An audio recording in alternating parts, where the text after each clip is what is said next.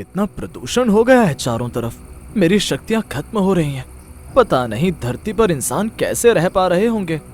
सुबह सुबह चंदनपुर गांव के लोग खांस रहे थे। कुछ किसान अपने बैल लेकर खेतों की तरफ खेत जोतने जा रहे थे। महिलाएं घरों के बाहर झाड़ लगा रही थी। गांव के नौजवान भी अपने अपने घरों के बाहर थे। थोड़ी देर बाद सारे लोग एक ही जगह मिल गए। अरे काका, ऐसे समय पर आप बुजुर्ग लोगों को बाहर नहीं निकलना चाहिए। कहाँ जा रहे हो? देख नहीं रहे पूरे गांव में कितना प्रदूषण फैला हुआ है। क्या करूं बच्चों, काम तो करना ही पड़ेगा। पिछले एक हफ्ते से सोच रहा था खेत जोत डालूं, लेकिन मैं बीमार पड़ा था। अब थोड़ा सही हुआ हूं तो सोचा खेत जोत ही डालता हूं आज। गांव वालों, हमारा गांव कितना हरा भरा है। हम लोग तो शहर वालों की तरह पेड़ भी नहीं काटते, फिर यहाँ इतना प्रदूषण क्यों फैल रहा है? हम सबकी हालत दिन ब दिन खराब होती जा रही है। घर के बाहर रहे या घर के अंदर, हर तरफ प्रदूषण ही प्रदूषण है। आसमान में एक बहुत बड़ा राक्षस जिसके 3 सिर थे, उसके तीनों मुंह से काला काला धुआं निकल रहा था जो पूरे गांव को प्रदूषित कर रहा था। इस धरती पर जहाँ जहाँ भी हरियाली है सबको प्रदूषित कर दूंगा। तभी उसके सामने सफेद चांद आ गया। वो खुद प्रदूषण की वजह से थोड़ा थोड़ा काला हो गया था। ये तुम क्या कर रहे हो? गांव वालों ने तुम्हारा क्या बिगाड़ा है? प्रदूषण फैलाना बंद करो। मुझे हरियाली पसंद नहीं। मैं तो काले धुएं में ही सांस ले पाता हूँ और पूरी धरती को भी मैं वैसा ही बना दूंगा ताकि इस धरती पर सिर्फ हम राक्षसों का ही राज चले। रुको, तुम्हें भी मैं सफेद चांद से काला चांद बना देता हूँ। राक्षस अपने तीनों मुंह से सफेद चांद की तरफ काला धुआं फेंकने लगा और देखते ही देखते सफेद चांद पूरी तरह से काला बन गया। ये क्या किया तुमने? रात में गांव वालों को रोशनी कौन देगा? सफेद से काला बना दिया तुमने मुझे। तू अभी सिर्फ बाहर से काला हुआ है, तुझे अंदर से भी काला बना देता हूँ, उसके बाद ही तू मेरे किसी काम आएगा। राक्षस ने चांद को अपने हाथों में उठाया और अपने तीनों सिर के ऊपर बारी बारी से उछालने लगा। ये क्या कर रहे हो तुम? अरे छोड़ो मुझे, क्या कर रहे हो तुम? तुम्हारे साथ फुटबॉल जैसे खेलने में मजा आ रहा है। अब तुम शांत हो रहे हो, धीरे धीरे शांत हो रहे हो। तुम्हारे अंदर भी राक्षस प्रवृत्ति आ रही है। देखते ही देखते काला चांद शांत होने लगा और अंत में वो पूरी तरह शांत होकर राक्षस के बिल्कुल सामने आ गया। आज से मैं तुम्हारा गुलाम हूँ। बोलो मेरे आका, क्या करना होगा मुझे? अब तुम भी मेरी तरह राक्षस बन चुके हो। मैं तुम्हें बताऊंगा कि तुम्हें क्या करना है। पहले जरा उस गांव पर नजर डालो। धीरे धीरे पूरे गांव में काला काला धुआं फैलने लगा। कुछ लोग बेहोश होने लगे, कुछ लोग जोर जोर से खांसने लगे, कुछ लोग बीमार होने लगे। शाम को पूरा गांव एक जगह इकट्ठा हुआ और गांव वालों, चलो सब लोग सरपंच जी के पास चलते हैं। अब वही कुछ कर सकते हैं। बिल्कुल सही कहा काका, चलो गांव वालों। सारे गांव वाले सरपंच के पास पहुंच गए। वो भी प्रदूषण की वजह से खांस रहा था। गांव वालों, ये तुम लोगों ने कैसा प्रदूषण फैला रखा है पूरे गांव में? सरपंच जी, हमने कोई प्रदूषण नहीं फैलाया। नहीं, हमने कोई पेड़ काटा, बल्कि हम तो पेड़ लगाते रहते हैं। पूरे गांव में सफाई भी रखते हैं, फिर ये प्रदूषण कैसे आखिर फैल गया? आपको कुछ करना चाहिए वातावरण को स्वच्छ करने के लिए।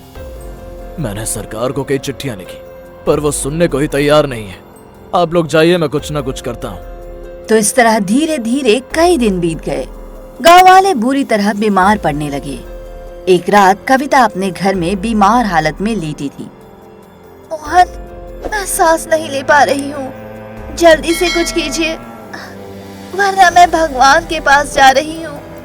नहीं नहीं कविता, मैं तुम्हें कुछ नहीं होने दूंगा। मैं तुम्हें अभी डॉक्टर के पास लेकर चलता हूँ। मोहन अपनी पत्नी कविता को गोद में उठाकर घर से बाहर निकल गया और डॉक्टर की तरफ भागने लगा। रास्ते में कुछ गांव वाले भी उसे मिले। अरे मनोहर, बहू की हालत तो बहुत खराब हो चुकी है। क्या हुआ इसको? काका, ये बेचारी सांस नहीं ले पा रही है। इसकी हालत बहुत खराब हो गई है। डॉक्टर के पास लेकर जा रहा हूँ। चलो चलो, हम भी तुम्हारे साथ चलते हैं। सारे लोग डॉक्टर की तरफ भागने लगे। दूर से काला चांद और वो राक्षस उन गांव वालों को देखकर हंस रहे थे। काले चांद, तुम मेरे गुलाम हो। ये गांव किसी भी कीमत पर ठीक नहीं होना चाहिए। जो हुक्म मेरे आका। काला चांद तुरंत लुढ़कते लुढ़कते गांव वालों के पहुंचने से पहले ही डॉक्टर के क्लिनिक में पहुंच गया। अरे चंदा मामा, तुम काले कैसे हो गए? लगता है प्रदूषण का असर तुम पर भी हो गया है। जो असर मुझ पर हुआ है वही असर तुम पर भी होगा डॉक्टर। नहीं नहीं, मेरे क्लिनिक में प्यूरिफायर लगा हुआ है। यहाँ पर किसी भी प्रदूषण का असर नहीं होता, लेकिन अब होगा। काले चांद की आंखों से काला धुआं निकला और सीधा डॉक्टर के पूरे शरीर में फैल गया। देखते ही देखते वो डॉक्टर पूरी तरह से काला हो गया। उसके अंदर भी राक्षसी प्रवृत्ति आ गई। काले चांद, अब मैं इस पूरे गांव को बर्बाद कर दूंगा। मेरा तो काम हो गया। अब बाकी का काम ये डॉक्टर खुद ही कर देगा। मैं चलता हूँ अपने आका के पास। इतना बोलकर काला चांद लुढ़कते हुए वहाँ से चला गया। थोड़ी देर बाद गांव वाले भी भागते हुए जैसे ही क्लिनिक पहुँचे तो डॉक्टर को देखकर दंग रह गए। अरे डॉक्टर साहब, आपके ऊपर तो प्रदूषण का असर बिल्कुल नहीं होना चाहिए था, लेकिन आपके ऊपर तो हमसे ज्यादा असर हो गया लगता है। पूरी तरह से काले हो गए आप। वो सब छोड़िए डॉक्टर साहब, जल्दी से मेरी बीवी का इलाज कीजिए। बेचारी सांस नहीं ले पा रही है। अब कोई सांस नहीं ले पाएगा। डॉक्टर ने जोर से फूंक मारी। उसके मुंह से भी काला काला धुआं निकलने लगा और गांव वालों पर पड़ने लगा। गांव वाले जोर जोर से खांसने लगे। अरे गांव वालों, इस डॉक्टर को क्या हो गया? चलो चलो भागो यहाँ से। सारे गांव वाले वहाँ से भाग गए। मोहन बेचारा अपनी पत्नी कविता को लेकर भाग रहा था। मनोहर, गांव वालों, आप लोग मेरी वजह से परेशान मत होइए। लगता है मैं नहीं बचूंगी, और मैं क्या, कुछ ही दिनों में ये पूरा गांव खत्म हो जाएगा प्रदूषण की वजह से। अरे नहीं नहीं बहू, ऐसा कुछ नहीं होगा। अब तो हमारी भगवान ही मदद कर सकते हैं। चलो गणेश जी के मंदिर में चलते हैं, शायद वहाँ हमें कुछ राहत मिलेगी। इतना बोलकर गांव वाले जैसे ही वहां से जाने लगे, वहीं दूसरी तरफ डॉक्टर ने अपने पूरे क्लिनिक को काले धुएं से काला कर दिया। पूरे क्लिनिक में काला धुआं भर गया। प्रदूषण कायम रहे। तभी उसके क्लिनिक में वो राक्षस और काला चांद दोनों प्रकट हुए। अरे काले चांद, तुम तो मेरे सबसे अच्छे गुलाम निकले। मैंने तुम्हें राक्षस बनाया और तुमने इस डॉक्टर को। आज से मैं भी आप दोनों का गुलाम हूँ। अब हम तीनों मिलकर इस पूरे गांव में प्रदूषण फैला देंगे। चारों तरफ काला धुआं होगा। वहीं दूसरी तरफ पूरा गांव गणेश जी के मंदिर के अंदर पहुंच गया। अंदर पहुंचते ही उनकी जान में जान आई। अब मुझे उतार दे दीजिए, यहाँ मुझे कुछ ठीक लग रहा है। मनोहर ने अपनी पत्नी को नीचे उतार दिया और फिर सब लोग गणेश जी की मूर्ति के सामने हाथ जोड़कर प्रार्थना करने लगे। गणपति बप्पा, अब आप ही हमारा आखिरी सहारा हो। हमारे गांव को प्रदूषण से बचा लीजिए। हमारे गांव के पेड़ पौधे, खेत खलिहान, जानवर पक्षी सब हमारा परिवार है। सब दूषित हो रहे हैं। इतने में मंदिर के बाहर 3 सिर वाला राक्षस, काला चांद और डॉक्टर तीनों लोग आकर धुआं छोड़ने लगे। देखते ही देखते मंदिर के चारों तरफ काला धुआं फैल गया। अगले ही पल पूरा मंदिर भी काले धुएं से भर गया। चलो अब हम तीनों लोग मिलकर पूरे जंगल को दूषित करते हैं। उस राक्षस ने डॉक्टर और काले चांद को अपनी गोद में उठाया और उन्हें लेकर वहाँ से उड़ गया। इधर मंदिर के अंदर भी प्रदूषण हो जाने से पूरे गांव वाले खांसने लगे। गांव वालों, अब तो मंदिर के अंदर भी प्रदूषण फैल गया। इतने दिन हो गए, हमारे सरपंच ने भी कुछ नहीं किया। अब तो हमें सरपंच की हवेली के बाहर धरना देना होगा, वरना हम अपने गांव को बचा नहीं पाएंगे। बिल्कुल सही कहा काका, चलिए सब लोग। गांव वालों की बातें दूर से राक्षस ने सुन ली। काले चांद, ये गांव वाले धरने पर बैठने जा रहे हैं। इससे पहले कि ये लोग सरपंच के पास पहुंचे, उस सरपंच के साथ भी वही करो जो इस डॉक्टर के साथ किया था। और डॉक्टर, चलो हम दोनों जंगल चलते हैं और उसे दूषित करते हैं। जो हुक्म मेरे आका। राक्षस ने काले चांद को जमीन पर रखा और डॉक्टर को लेकर वहाँ से गायब हो गया। इधर काला चांद लुढ़कता हुआ सीधा सरपंच के सामने पहुँचा और देखते ही देखते उसे भी काला कर दिया। काले चांद, मैं तुम्हारा गुलाम हूँ, अब जैसा तुम चाहोगे वैसा ही होगा। क्या बात है, मेरी शक्तियाँ तो तुरंत काम कर रही हैं, मजा आ गया। इतना बोलकर काला चांद लुढ़कते हुए वहाँ से चला गया। थोड़ी देर में गांव वाले सरपंच की हवेली के बाहर बैठकर नारे लगाने लगे। हमारा गांव प्रदूषण मुक्त करो, हमारा गांव प्रदूषण मुक्त करो, हमारा गांव प्रदूषण मुक्त करो। गांव वालों की आवाज सुनकर सरपंच अपने आदमियों के साथ हवेली के बाहर आया। वो सभी के सभी अब पूरी तरह से काले हो चुके थे। सरपंच साहब, ये आप लोगों को क्या हो गया? आप लोग भी काले हो गए। अरे अब तो कम से कम हमारे गांव को प्रदूषण से मुक्त करने के लिए कुछ कीजिए। तुम लोग जब देखो तब धरने पर बैठ जाते हो। ये तुम्हारे बाप की जमीन है। इन गांव वालों को ऐसा सबक सिखाओ कि दोबारा धरने पर तो क्या कहीं भी न बैठ पाए। सरपंच के आदमी गांव वालों को मारने पीटने लगे। थोड़ी ही देर में उनकी मार मार के हालत बिगाड़ दी। सरपंच जी, लगता है तुम्हारे अंदर भी एक राक्षस बैठ गया है। कोई सरपंच अपनी प्रजा के साथ ऐसा करता है क्या? हम तो सिर्फ शांतिपूर्ण तरीके से धरना दे रहे थे और आपने हमें ही मारा। आप जैसे लोगों को तो चुल्लू भर पानी में डूबकर मर जाना चाहिए। आप लोगों को नेता बनने का कोई अधिकार नहीं। अब चुपचाप यहाँ से भाग जाओ, वरना तुम सबको खत्म करवा दूंगा। मनोहर जी, गाँव वालों, चलिए चलते हैं यहाँ से। अब हमारी सुनने वाला कोई नहीं बचा।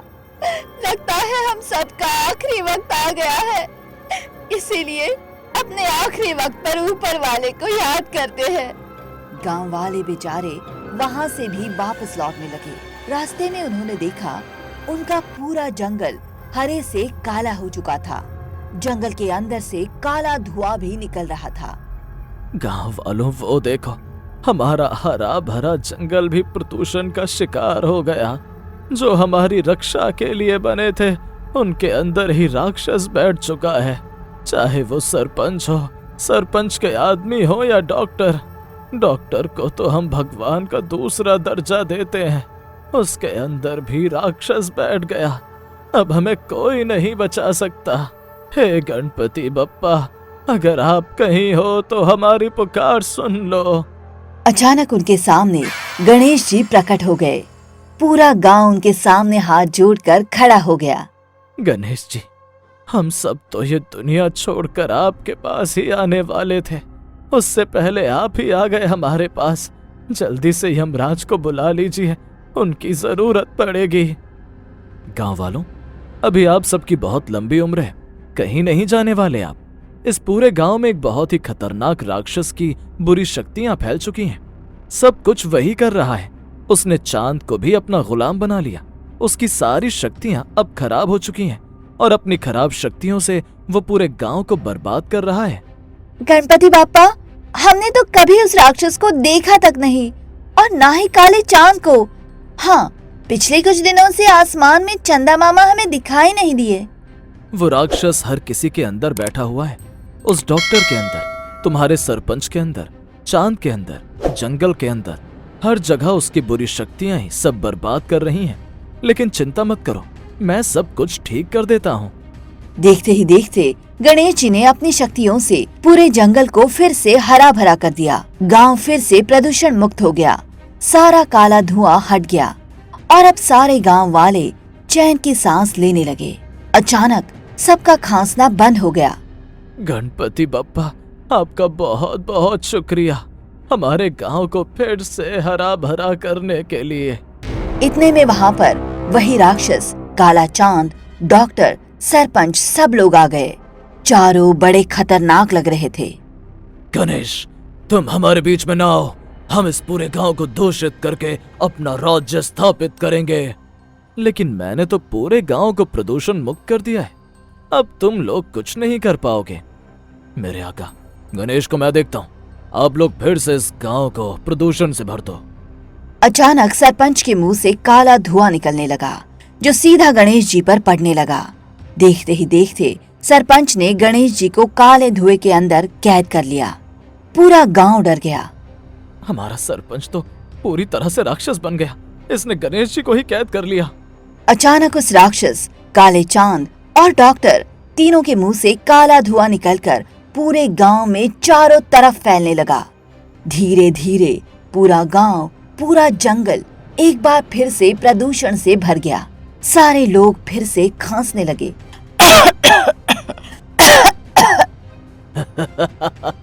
अब तुम लोगों को कोई नहीं बचा पाएगा, ये गणेश भी नहीं। गणेश जी हमें बचाइए, प्रदूषण तो पहले से भी ज्यादा फैल गया है। इतने में गणेश जी ने किसी तरह खुद को आजाद किया, लेकिन अब वो भी पूरी तरह से काले हो चुके थे। गांव वालों, अब तुम सब के सब प्रदूषण में ही मरोगे। यहाँ पर सिर्फ राक्षसों का ही राज चलेगा। गणेश जी के मुंह से ऐसी बातें सुनकर पूरा गांव दंग रह गया। ये क्या, गणेश जी भी राक्षस बन गए? अब हमें कोई नहीं बचा पाएगा। बिल्कुल सही कहा तुम लोगों ने, तुम लोगों को कोई नहीं बचा पाएगा। अब इस गांव के नए राजा होंगे हमारे आका। तभी अचानक गणेश जी, सरपंच, राक्षस, काला चांद और डॉक्टर पांचों के मुंह से काला काला धुआं निकलने लगा और पूरे गांव में धुआं फैलता चला गया। लोग खांसते जा रहे थे। पूरा गांव अंधेरे में डूब गया। एक दूसरे को लोग देख भी नहीं पा रहे थे। सब चिल्ला रहे थे, कोई हमें बचाओ, हम मर रहे हैं। कोई भगवान, कोई परमात्मा हमें सुन रहा है, बचा लो हमें। अचानक कैलाश पर्वत पर विराजमान भगवान शिव की आंखें खुली। इस खतरनाक राक्षस ने तो गणेश को भी अपने कब्जे में ले लिया। अब मुझे ही कुछ करना होगा। अचानक उनकी आंखों से नीली रोशनी निकली और सीधा गणेश जी पर पड़ी, जिससे गणेश जी फिर से ठीक हो गए। ये अचानक मुझे क्या हो गया था? अचानक गणेश जी ने अपनी शक्तियों से पूरे गांव को स्वच्छ कर दिया। सारा धुआं फिर से गायब हो गया। पेड़ हरे भरे हो गए। गांव वालों का खांसना बंद हो गया। ये क्या, ये गणेश तो फिर से भगवान बन गया। चलो एक बार फिर से इसे राक्षस बना देते हैं। एक बार फिर से उन चारों के मुंह से काला काला धुआं निकलने लगा। इधर गणेश जी के मुंह से नीला नीला धुआं निकलने लगा। गणेश जी के नीले धुएं ने काले धुएं को एक साथ राक्षस के मुंह की तरफ मोड़ दिया। सारा धुआं राक्षस के अंदर चला गया, जिससे अचानक वो राक्षस उड़ता हुआ आसमान में गया। थोड़ी देर बाद धड़ाम से धरती पर आकर गिरा। गांव वाले तालियां बजाने लगे। अब ये राक्षस नहीं बचेगा। राक्षस फिर से उठकर खड़ा हो गया। काले चांद, डॉक्टर, सरपंच, तुम तीनों मेरे गुलाम हो। एक बार फिर से इस गणेश को कैद कर लो। जो हुक्म मेरे आका। एक बार फिर से काले चांद, सरपंच और डॉक्टर के मुंह से काला धुआं निकलकर गणेश जी की तरफ आने लगा। इतने में गणेश जी ने आंखें बंद कर दी और शिव जी को याद किया। पिताश्री, चांद को, डॉक्टर को और सरपंच को आप ठीक कर दो। इस राक्षस को तो मैं ही देख लूंगा। ठीक है गणेश। अचानक शिव जी की जटाओं से माँ गंगा बाहर निकली और गांव वालों पर बरसने लगी। जैसे ही वो गंगा जल काले चांद, डॉक्टर और सरपंच जी पर पड़ा, वो तीनों अपने असली रूप में वापस आ गए। गांव वालों, गणेश जी, ये सब क्या हो रहा है? क्या हो गया था मुझे? गणपति बप्पा, आज तो मुझे आपके दर्शन हो गए। गांव वालों, ये सब क्या हो रहा है? गणपति बप्पा, आपकी वजह से मुझे अपना असली रूप फिर से वापस मिल गया। ये सब कुछ इस राक्षस ने ही किया है। ये क्या, ये तीनों फिर से सुधर गए।